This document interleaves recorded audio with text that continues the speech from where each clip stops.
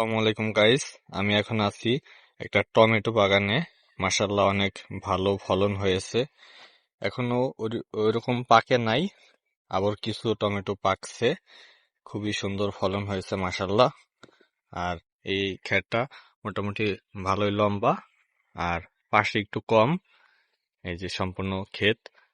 আহ, এটা কি জাতের টমেটো আমি সম্ভবত জানি না। অনেক বড় হয়েছে, অনেকটা লাল হইতাছে আর কি, পাকার কাছাকাছি।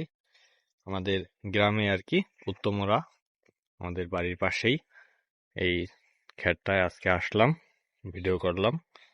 দেখেন আপনারা, এই দিকটাতে প্রচুর পরিমাণে টমেটো ধরছে। প্রত্যেকটা ডালে থোকায় থোকায় প্রচুর পরিমাণে টমেটো। পুরাটা ক্ষেতই আর কি খুব সুন্দর ফলন হয়েছে মাশাল্লাহ।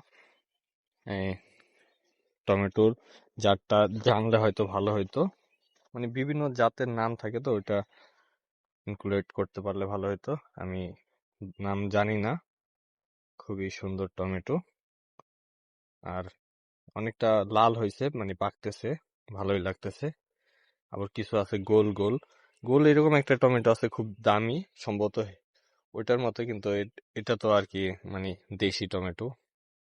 জাতের নামটা আমি বলতে পারলাম না।